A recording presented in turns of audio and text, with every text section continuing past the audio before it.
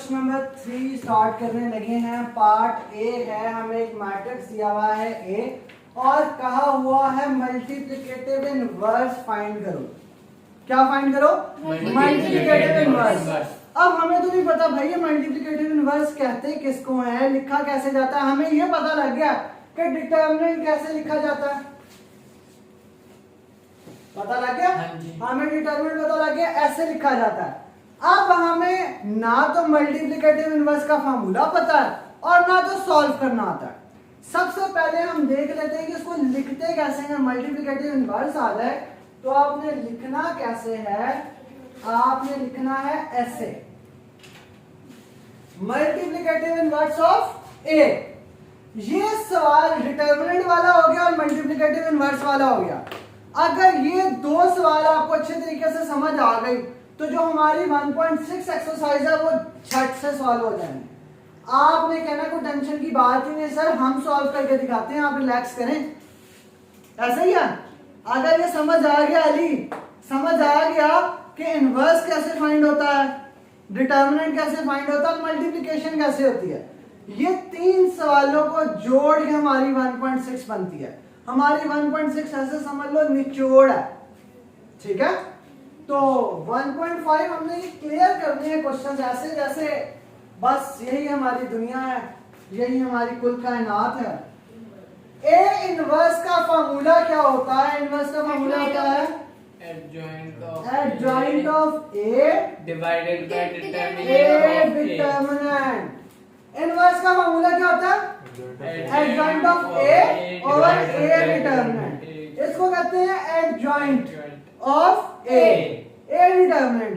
अब सर आपने एक और मुश्किल में फंसा दिया। पहले हमें इनवर्स नहीं आता था, अब आपने हमारे सर पे एडजॉइंट भी लगा दिया।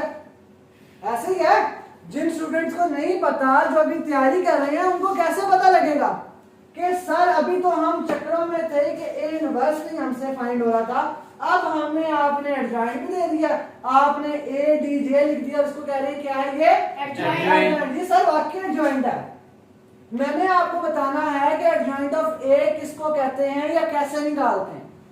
ये फॉर्मूला आपको याद होना चाहिए। ए इनवर्स किसके बराबर है? Adjoint of A over A determinant. इससे आगे सॉल्व करने से पहले, बढ़ने से पहले एक बात और देख लो। यहां पे लिखा हुआ है आपके क्वेश्चन के आगे इफ इट एग्जिस्ट। इसका क्या मतलब है? अगर ये सॉल्व हो सकता है तो हम इसमें एक और चीज देख लेते हैं, हमारा क्वेश्चन भी सॉल्व हो जाएगा और हमारा एक फैक्ट भी क्लियर हो जाएगा। मुझे ये बता सकते हो अगर यहां पे 100 हो और ये डिवाइड हो रहा हो 0 से, तो इसका क्या आंसर आएगा? वीडियो को पॉज करो और सोचो कि इसका आंसर क्या आएगा। सारे स्टूडेंट्स पॉज करो भाई और सोचो। हाँ जी, आप चारों में से कोई बताना चाहे कि 100 डिवाइड बाय 0 क्या आंसर आता है? 0। 100 डिवाइड बाय 0 0। 100 divide by 0 0। कौन कौन कहता है 100 डिवाइड बाय 0 0 होता है? हाथ खड़ा कर ले। 1 2। हाँ जी अली, नहीं कैलकुलेटर में डाला है। कैलकुलेटर में क्या आंसर दिया है ये सच सच बताओ। उसने दिया है मैथ एरर। इसका मतलब ये है कि आप किसी भी नंबर को 0 से डिवाइड नहीं कर सकते। आप किसी भी नंबर को 0 से डिवाइड नहीं कर सकते। इसका आंसर आता है इनफिनिटी। इनफिनिटी का मतलब क्या होता है? Non ending, undefined. आप इसको इनफिनिटी कह लो, आप इसको अनडिफाइंड कह लो, इसको आप इन दोनों में से कुछ भी कह सकते हैं, लेकिन 0 नहीं कह सकते। तो यहां देखो एक चीज डिनोमिनेटर में है, इसको कहते हैं ऊपर वाले को न्यूमिनेटर, इसको कहते हैं डिनोमिनेटर। इसको न्यूमिनेटर n से, इसको डिनोमिनेटर d से। तो देखो अगर फॉर एग्जांपल हमने पिछले डिटरमिनेंट के क्वेश्चन सॉल्व किए, हमें कुछ क्वेश्चन में आंसर 0 नहीं मिले, तो अगर इसको सॉल्व करते हुए डिटरमिनेंट लेते हुए हमें कोई आंसर 0 मिल जाता है, तो क्या ये सॉल्व हो सकता है आगे? नहीं। इसी वजह से ये लाइन लिखी हुई है इफ एक्स एग्जिस्ट। क्लियर? इस सवाल को टाइम देने का सिर्फ मकसद ये था कि आपको एक ये चीज भी क्लियर हो जाए, जिंदगी में अगर कोई भी ऐसी फ्रिक्शन आपके पास आ जाए, friction numerator divide by denominator, मतलब न्यूमरेटर और डिनोमिनेटर n और d, ऊपर वाला न्यूमरेटर नीचे वाला डिनोमिनेटर, और डिनोमिनेटर आपका 0 हो जाए तो वो कभी भी आंसर जनरेट नहीं कर सकता। आप कैलकुलेटर में डाल के देख सकते हो, आपको मैथ्स एरर आएगा, नहीं तो सिंटैक्स एरर आएगा। ठीक है, ये चीज क्लियर सबको? हमारे इसके भी 4 पार्ट्स हैं और एक पार्ट मेरे ख्याल से ऐसा है जिसमें आपके पास डिटरमिनेंट 0 आ जाता है। क्लियर? फॉर्मूला समझ आ गया? ए इनवर्स का फॉर्मूला है adjoint of A over A determinant. Determinant आपको फाइंड करना आता है, एडजॉइंट मैं आपको सिखा दूंगा। सबसे पहले तो आपने ए डिटरमिनेंट फाइंड कर लेना। क्यों? क्योंकि आपको पता लग जाए अगर इसका 0 होगा तो हम आगे सॉल्व नहीं करेंगे, हम वहीं पे स्टॉप कर दें। क्यों हम एडजॉइंट फाइंड करने बैठे भाई? हमें इस वीडियो के बाद एडजॉइंट ऑफ ए भी निकालना आ जाएगा, इंतहाई आसान है। लेकिन हम क्यों सॉल्व करें पहले? वो हम पहले सॉल्व कर लेते हैं ए डिटरमिनेंट के। ये 0 तो नहीं आंसर दे रहा, चलो सॉल्व करते हैं। अभी हमने पहले सवाल किए डिटरमिनेंट वाले, तो सॉल्व कर लेंगे हम। Cross multiply 1 multiply by 0 minus sign आता है डिटरमिनेंट वाला, और 6 तो आंसर क्या आ गया? -6। 0 माइनस 6 आंसर -6। कैलकुलेटर्स आपके हाथ में होने चाहिए, आपको कैलकुलेटर से पता लग जाएगा आपका आंसर क्या है। ये आपको सेक्शन आ गया डिटरमिनेंट का, जो आपको पहले भी आता था। आपको अपने फॉर्मूले में एक और चीज चाहिए, एडजॉइंट। अब हम सीखते हैं एडजॉइंट लेना। एडजॉइंट ऑफ ए कैसे लेते हैं? आपका ओरिजिनल मैट्रिक्स है ये, एडजॉइंट इसका कैसे लोगे? एडजॉइंट कहता है इस डायगोनल की जगह चेंज कर देना, करते हैं चेंज 0 और -1, और इस डायगोनल के साइन चेंज कर देना, पोजीशन वही रहेगी -2। ये तो सबको आता था भाई, कमाल हो गया। एडजॉइंट निकालना आ गया, डिटरमिनेंट निकालना आ गया, ये वैल्यू और ये वैल्यू इसमें लगा सकते हो। इनवर्स ऑफ ए क्या होता है? मल्टीप्लिकेटिव इनवर्स ऐसे लिखते हैं, इसको इनवर्स ऑफ ए भी कहते हैं, मल्टीप्लिकेटिव इनवर्स ऑफ ए ऐसे लिखते हैं। अगर हमने ये लिख दिया तो इसका मतलब हम किसे कॉल करने लगे हैं? मल्टीप्लिकेटिव इनवर्स, जिसका फार्मूला क्या है? Adjoint of A over A determinant. Values put करें ज्यादा तो वैल्यूज पुट करते हैं। 0 -2 -3 -1 डिवाइड बाय ये एक नंबर है, ये मैट्रिक्स था और ये नंबर है। क्या करेंगे? -6 से डिवाइड। अब हर एलिमेंट इस 6 से -6 से डिवाइड हो जाएगा तो हमारे पास ए इनवर्स आ जाएगा। कैसे आएगा? A inverse equals to 0 divided by -6, -2 divided by -6, -3 divided by -6 और -1 divided by -6। अब मुझे बताओ 0 divided by -6 आंसर क्या होता है? A इनवर्स फाइंड कर रहे हैं, 0 divided by -6 क्या होता है आंसर? मुझे सारे स्टूडेंट्स के पास से जवाब चाहिए। 0 divided by -6, 0 divided by -6 0 divided by -6 0। आपके 0 से कोई भी नंबर डिवाइड हो रहा तो आंसर 0। आपका कोई भी नंबर 0 से डिवाइड हो रहा तो इनफिनिटी। अगर 0 किसी नंबर से डिवाइड हो रहा तो आंसर 0। बकाया कटिंग कर सकते हैं, माइनस माइनस से कट गया, 3 1s और 3 2s, 1/2, 1 ऊपर है 2 नीचे है, 1/2 माइनस माइनस से कट गया, 2 1s और 2 3s, 1/3 माइनस माइनस से कट गया, ये ऐसे आ जाएगा 1/6। तो आपका ए इनवर्स का आंसर निकल आया। अगर आपका पहला पार्ट बेहतरीन तरीके से तैयार हो गया तो अगला पार्ट देखिएगा, हम इसको जल्दी से करेंगे। एडजॉइंट ऑफ ए आपको आ गया, इसकी जगह चेंज, इस डायगोनल की जगह चेंज और इस डायगोनल के साइन चेंज। डिटरमिनेंट आपको लेना आता था। अगर ये पहला पार्ट आपने बेहतरीन तरीके से कर लिया, पार्ट हमने सारे के सारे करने हैं इंशाल्लाह। लेकिन हम क्या करते हैं, जब हमें समझ आता है हम स्टेप्स को शॉर्ट कर लेते हैं। अगर आप दूसरे क्वेश्चन पे पहले आ गए तो आपको चाहिए आप पहला क्वेश्चन जाके देखें और फिर दूसरे पार्ट पे कन्वर्ट हो, ताकि आपको चीजों का ज्यादा अच्छे तरीके से समझ आ सके। स्टूडेंट्स, अब हमारे पास आ गया अपना सेकंड, थर्ड और फोर्थ पार्ट। ये है पार्ट थर्ड। अब आपको इनवर्स का फार्मूला तो आ गया, या दोबारा हम एक दफा इनवर्स का फार्मूला लिख लें। इनवर्स का फार्मूला होता है adjoint of B over B determinant. तो सबसे पहले हम क्या निकालेंगे, अपना बी डिटरमिनेंट निकालेंगे। जल्दी से मुझे बी डिटरमिनेंट निकलवा दो। Cross multiply 1 multiply -5 minus sign आपके फार्मूले वाला, और 2 मल्टीप्लाई -3 इसको कैलकुलेटर में अगर आप सॉल्व करोगे तो आपके पास आंसर आ जाएगा। डिटरमिनेंट में क्या आंसर आ गया, 1 आ गया। डिटरमिनेंट में आपका आंसर 1 आ गया। अब आपने क्या फाइंड करना, अपना adjoint of B. Adjoint of B find करोगे तो क्या आपको आंसर आएगा, इन दोनों की जगह चेंज, -5 यहाँ, -5 और 1 यहाँ, इनके और साइन चेंज, इनके साइन चेंज। यहाँ प्लस आ जाएगा, यहाँ माइनस, यहाँ -2 और +3। अब क्या करना है, इनवर्स लेना है।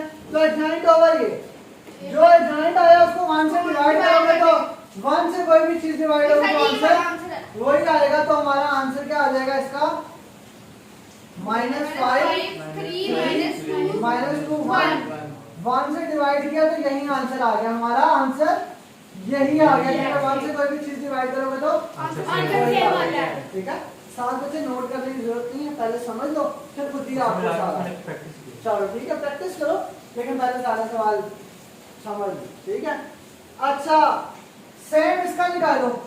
ए determinant cross multiply -2 multiply -9 -2 multiply +18। Very good. हम डायरेक्ट डिटरमिनेंट फाइंड कर रहे हैं। +18 माइनस साइन फार्मूले वाला, और यहाँ पे -18।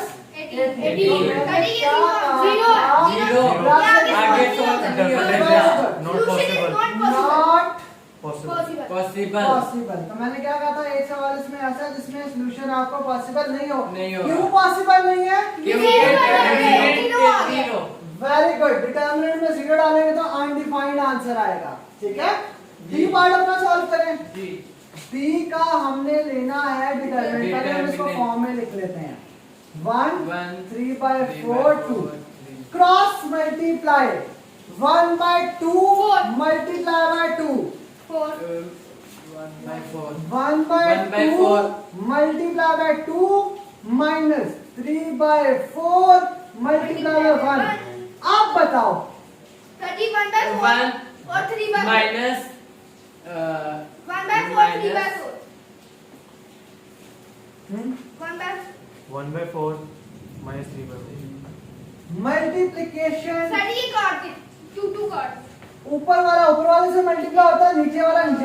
अगर नीचे कुछ नहीं होता तो क्या होता है, 1 मल्टीप्लाई बाय 2 2 मल्टीप्लाई बाय 1 2/2 2 1 2 और 2 1 2 -3/4 ऐसी आ जाएगा कि नहीं 1 से मल्टीप्लाई हो रहा। यहाँ पे आपके पास क्या आ गया, 1 -3/4। एलसीएम लेना। अब क्या लेना है, एलसीएम। एलसीएम कैसे आता है, डिनोमिनेटर को सेम करने से। इसमें डिनोमिनेटर क्या है, 34 -1। इसमें डिनोमिनेटर क्या है, 4। तो हमने 1 को 4 बनाना है, तो हम डिनोमिनेटर को मल्टीप्लाई बाय 4 तो यहाँ भी मल्टीप्लाई बाय 4, तो ये आ जाएगा 4/4 -3/4। डिनोमिनेटर सेम हो गया, डिनोमिनेटर एक दफा लिखा जाता है। तो डिनोमिनेटर को हमने लिखा एक दफा, और ऊपर क्या हो गया, -4 -3 = 1/4। तो आपके पास ये सोल्यूशन मैं डायरेक्ट भी कर सकता था, लेकिन ये करवाने की वजह क्या है? अभी क्वेश्चन पूरा नहीं हुआ। ये करवाने की वजह क्या है? अभी तो सिर्फ हमारा डिटरमिनेंट आया, अभी तो ड्राइंग निकालना, अभी तो हमने ड्राइंग निकालना है, इसको डिवाइड करना है। ये निकालने की वजह क्या है? ताकि आपको एक तो ये चीज, ये पार्ट समझ आ जाए कि कैसे। मैं यहाँ पे भी इसकी कटिंग कर सकता था, 2 1 और 2, क्योंकि वो ऊपर है न्यूमिनेटर में, ये डिनोमिनेटर में, कटिंग हो सकती है। लेकिन आप लोगों के लिए ये स्टेप मैंने एक और किया कि ऊपर वाला ऊपर वाले से मल्टीप्लाई होता है, नीचे वाला नीचे वाले से। क्योंकि अगर कल को कोई ऐसा पार्ट भी आ जाए जहां आपको मल्टीप्लिकेशन करनी पड़ जाए, नीचे वन कुछ हो ही ना, तो ऊपर वाले को ऊपर वाले से मल्टीप्लाई करना बस। ये नहीं करना कि 1/2 है तो लिख दो 1/4। 1/4 तब आ सकता था जब 1/2 मल्टीप्लाई में 1/2 हो रहा होता, तब आता 1/4, तब आपके पास आता 1/4। लेकिन आपके पास 1/2 मल्टीप्लाई बाय 2 था। ये क्लियर करने के लिए मैंने आपको ये सारा सॉल्व करवाया। डिनोमिनेटर आपके पास और ये डिटरमिनेंट आपके पास क्या आ गया? 1/4। तो मैं यहाँ लिख लेता हूँ, डिटरमिनेंट आ गया 1/4 इसके सॉल्यूशन के बाद। अब हमने क्या करना है? डी का एडजॉइंट फाइंड करना है। एडजॉइंट हम यहाँ पे फाइंड कर लें, कैमरे में नजर आ रहा? जी। हम यहाँ फाइंड कर लेते हैं एडजॉइंट ऑफ डी। तो क्या आ जाएगा एडजॉइंट ऑफ डी? इन दोनों की जगह चेंज, 2 यहाँ 1/2 यहाँ, इन दोनों के -1। Very good. अब हमने क्या फाइंड करना था? Inverse of D. तो क्या आ जाएगा? Adjoint over D. तो हम ऊपर लिख लेते हैं एडजॉइंट 2 - 1 -3/4 और इसको डिवाइड किससे कर देते हैं? 1/4 1/4 से। 1/4 से हमने इसको क्या कर दिया? डिवाइड कर दिया। अब क्या होगा? पहले ऊपर से क्रॉस मल्टीप्लिकेशन, क्रॉस मल्टीप्लिकेशन क्यों होगी? अब बस इसको जाके डिवाइड करना। अब देखो डिवाइड कैसे होगा? 2 डिवाइड बाय 1/, एक और पार्ट आपके लिए थोड़ा सा और एक्सप्लेन करने के लिए एक स्टेप और लंबा कर रहा हूं। 1 divide by 1/4 -1 divide by 1/4 -3 divide by 4 divide by 1/4 1/2 divide by 1/4। ये तो समझ आ गई ना? हाँ जी, इसी वजह से आप लोगों ने ये स्टेप किया, क्योंकि आप लोगों को ये स्टेप पता है। अगर डिवाइड से हमने मल्टीप्लाई में जाना तो अगले वाला नंबर रेसिप्रोकल कर जाता है, याद है? Yes. अगर हमने डिवाइड से मल्टीप्लाई के साइन में जाना था वो रेसिप्रोकल। एक स्टेप इसलिए आप लोगों के लिए मैं ज्यादा किया है ताकि आप अगर इसको अगर मैं डायरेक्ट ले जाता ना ऊपर और कहता कि ये 1/4 जब ऊपर जाके डिवाइड होगा तो 2 × 4 हो जाएगा, 3/4 मल्टीप्लाई में 4 हो जाएगा। वो कॉन्सेप्ट मैंने आपको यहाँ पे दिया है कि ये डिवाइड में लिखा गया, डिवाइड से मल्टीप्लाई में जाओ, 2 मल्टीप्लाई बाय 4/1 तो नीचे 1 लिखने की जरूरत होती है डिनोमिनेटर? नहीं। -1 मल्टीप्लाई बाय 4 फिर -3/4 मल्टीप्लाई बाय 4 फिर 1/2 मल्टीप्लाई बाय 4। आप समझ आई? अगर मैं यहाँ से स्टेप को आपको कहता कि बच्चे जब ये ऊपर जाएगा तो उलट हो जाएगा, आप सोच में पड़ जाते कि सर ने क्यों उल्टा दिया भाई इसको, ये तो 1/4 डिवाइड हो रहा था तो मल्टीप्लाई क्यों 4 कर दिया? वो इस वजह से मल्टीप्लाई बाय 4 होगा, ठीक है? कि हमने हर नंबर को डिवाइड किससे किया? 1/4 से। जब हमने डिवाइड वाले को चेंज किया तो वो रेसिप्रोकल हो जाता है, 4 ऊपर चला गया 1 तो नीचे वाला लिखने की जरूरत नहीं थी। अब इसको सॉल्व कर लो तो आपके पास आंसर आ जाएगा 8, इसका आ गया 8, इसका आ गया -3, -3 -2। तो आपके पास आंसर क्या आ गया? 8 -4 और 2। समझ आ गई सबको? क्लियर हो गया? लास्ट वाला थोड़ा सा डिफिकल्ट था क्योंकि इसके उसमें भी डिनोमिनेटर में भी फ्रैक्शन थी, तो ये ऊपर जाएगा तो ऐसे करके कन्वर्ट कर सकते हो आप इसको। Thank you guys. अगर आपको क्वेश्चन की समझ आई हो तो लाइक करें। अगर कोई वीडियो में प्रॉब्लम हो, क्वेश्चन में कंफ्यूजन हो तो आप लोग कमेंट में करके मुझे बता सकते हैं। मेरी हेल्प लेने के लिए डिस्क्रिप्शन में व्हाट्सएप नंबर है, व्हाट्सएप का लिंक है, उसको क्लिक करें, आप मेरे व्हाट्सएप को एक्सेस ले सकते हैं। उम्मीद करता हूँ क्वेश्चन समझ आया होगा। Thank you guys.